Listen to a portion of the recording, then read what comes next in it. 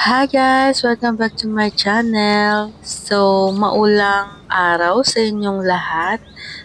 Dito sa Cavite is uulan, aaraw, uulan, aaraw. Ayan. So, for today's video guys, ang itatopic natin ngayon ay etong si ghost plant. Ayan. Meron akong, hindi ako sure kung tatlong klase siya ng ghost plant. Pero, eto sila guys. Eto. So, tatlong klase siya. Pero, hindi ko sure kung yung etong dalawa ay same lang sila. Pero, etong isa ay alam ko namang, kita naman guys na magkalayo yung itsura niya sa dalawang ghost plant. Eto guys. So, ayusin ko lang. Eto guys. So, kaya ko nasabing tatlong klase sila guys kasi eto, ang number 1. Ito yung una kong ghost plant guys na nabili ko sa Farmers Cubao. Kasi dati nung pandemic days is doon ako bumibili ng succulents. Nung bumalik ako last month sa pagsusucculents guys, ito na lang yung natirang ghost plant ko. Ayan, nag-iisa na lang siya. Tapos yung nakapaligid sa kanya guys ay mga bagong propa ko na lang yan guys na pinapalago ko siya. Eto guys, at etong isang ghost plant na dinbili ko last month ay same seller ko lang sila nabili. Parehong ghost plant ang pangalan nila dun sa posting ni seller. By the way guys, nagkamali pala ako nung last time na may sinabi ko dito ay si Victor Kane. So, nung tiningnan ko kay seller, si ghost plant pala yung nabili ko sa kanya. So, dito na tayo guys sa pinagkaiba nilang tatlo. Ayan. So, dito muna tayo magi-start sa una kong naging ghost plant. So, diba dati guys, nakakalito ipag-compare si ghost plant at si ghosty. Until now guys, nalilito pa rin ako sa kanila kung ito yung ipag-compare ko kay ghosty. Kasi itong klase ng ghost plant guys ay katulad siya ni ghosty. So mamaya guys, ipapakita ko sa inyo si ghosty at etong si ghost plant. Iko-compare din natin sila. So ayan guys, etong dalawa, medyo may similarities naman sila. Katulad netong dahon ni unang succulent, eto guys is pareho silang payat and medyo patusok yung dulo. Same lang sila. Pareho rin sila ng color. May pagka bluish, grayish, pinkish yung kanyang color guys. So, nagpipink-pink din ito guys. And hindi lang masyadong kita pero may pinkish color siya guys. Same din dito sa kabila. At ayan, nagpipinkish-pinkish siya guys. So, overall, they look the same naman guys. Itong dalawa. Siguro, ito kasi bago pa. And, yung isa ay matagal na sa akin. Siguro, ano na siya. Namayat na lang siya sa akin. Pero, kung titingnan mo siya guys, ng maigi, parehong-pareho yung kanilang itsura. Flat lang itong nauna kong ghosty kesa dito sa kabila na medyo chubby pa siya. Siguro kasi bago pa lang siya sa akin. Pero, ayan, ngayon ko lang napansin na medyo magkapareho naman pala sila. Pag tinitigan mo sila ng matagal, do chubby lang itong pangalawa ko kesa dito sa isa. Ayan, dito naman tayo sa malayo ang mukhang ghost plant. Malayo talaga yun. Hindi, ito talaga yung ghost plant na pag kinompare mo sa ghosty ay ibang-iba talaga siya.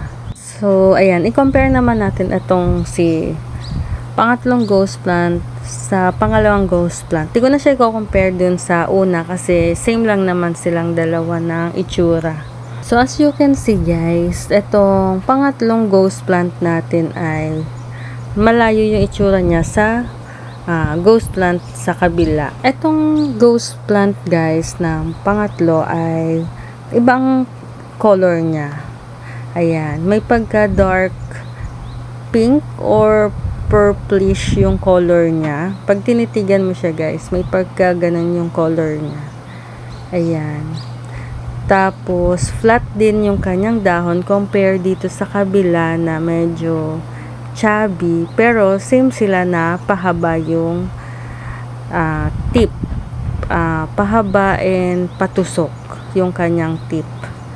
Ayan, as you can see guys, magkaiba talaga yung kanilang itsura pag tinitigan mo. Pero pareho silang ghost plant guys, as per sa mga seller na binilhan ko sa kanila. So bale itong dalawa, same seller lang yan sila. Itong si first at si second ghost plant natin guys ay same lang, halos same lang ang kanilang itsura. Medyo flat lang yung leaves na itong una. Then ayan, pero pag tinitigan mo silang dalawa guys, is halos na parehong pareho lang sila. Payat lang yung dahon netong unang ating ghost plant.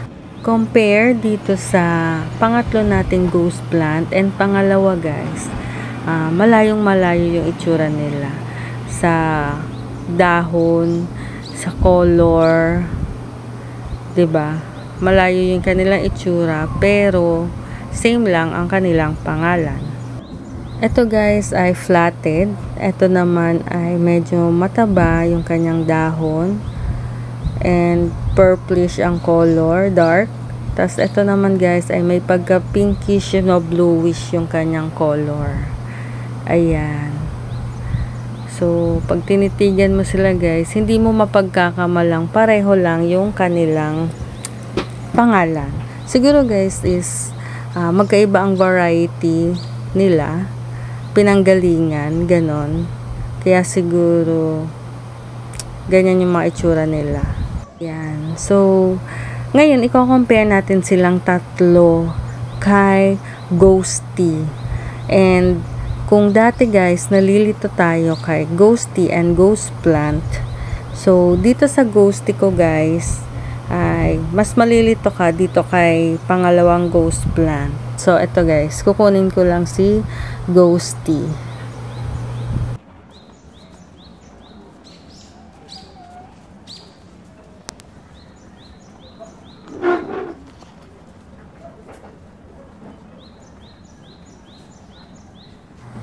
So eto na guys.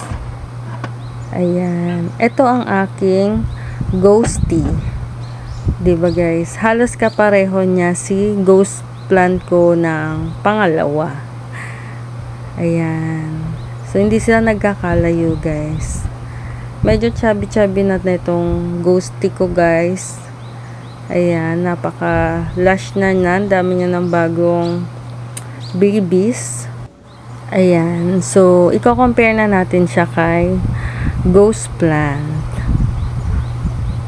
Kung titingnan mo guys, etong si Ghosty natin ay in terms sa kanyang farina, makapal rin yung farina niya guys, pero yung kanyang dahon ay may pagka yellowish.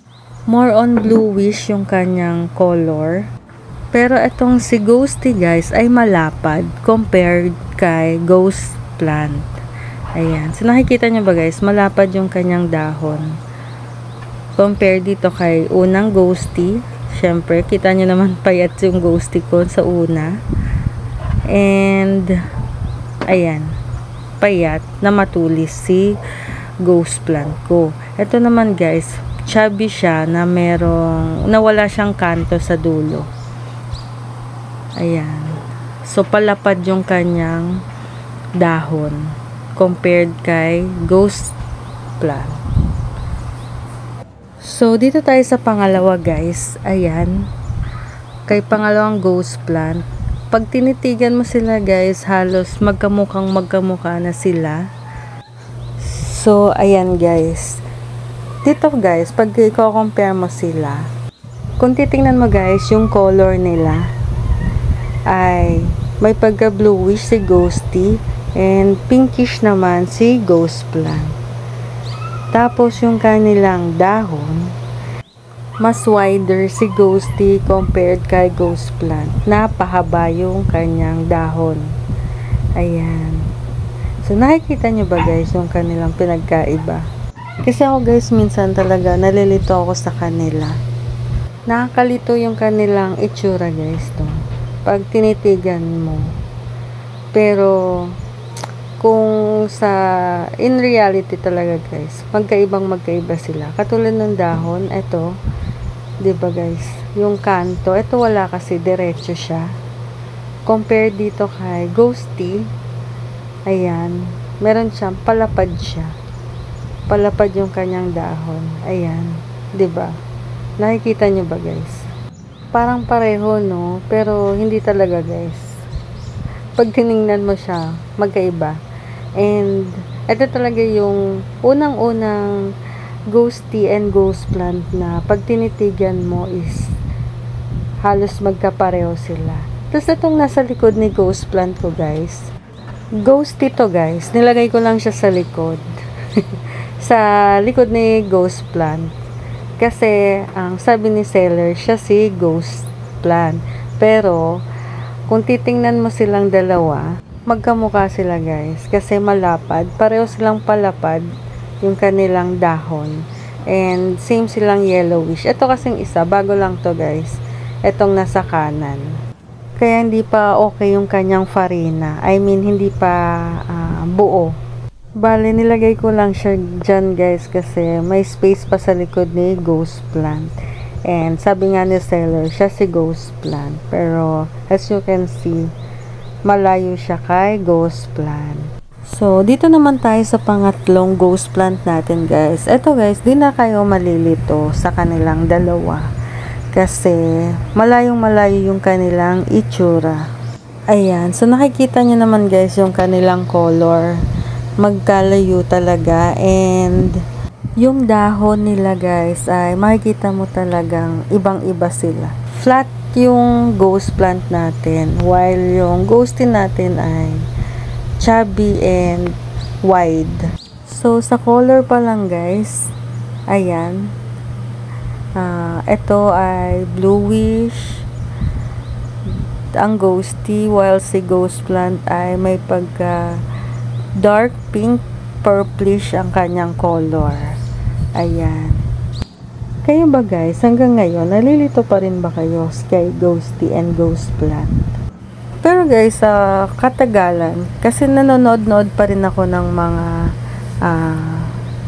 mga nagva-vlog na nagke-care tips about Ghosty, Ghost Plant, yung mga ganyan, yung mga common succulents. And as nakikita ko, karamihan ng Ghost Plant ay ganito.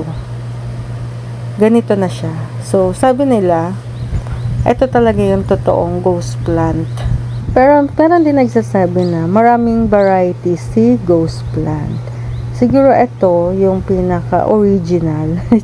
Original. Siguro guys, si Ghost Plant ay nakadepende kung saan siya nanggaling. 'Di ba? Kasi sa may katulad na ganon at meron ding ganitong Ghost Plant. Pero overall naman guys, lahat sila ay magaganda. And madaling alagaan, mabilis din silang dumami. So, si Ghosty and si Ghost Plant ay pareho silang beginners friendly. Sila yung hindi maselan sa lowland. Mapa-rain or shine or filtered sun, mabubuhay sila guys. As long as may proper care sa kanila, more on promise lang sa nilalagay ko sa kanila guys. Siguro guys, itong si Ghost Plant ay ipapakita ko rin sa inyo yung kanyang iba-iba pang kamukha. Ito kasing si Ghost Plant guys, marami talaga siyang kamukha eh. So, ito muna tayo kay Ghosty and Ghost Plant. Yung pinagkaiba nilang dalawa. So, ayun lang naman guys. So, naisipan ko lang i-topic yung Ghosty and Ghost Plant. Kasi sila talaga yung pinaka-unang-una kong nakilala nung nag-start pa lang akong mag-succulents. And sila rin kasi yung kilala ko or alam kong madaling alagaan sa lowland. So, ayun lang naman guys, and dito na po magtatapos ang ating video. I hope you liked my video guys, and thank you for watching, and hope to see you on my next video. Bye!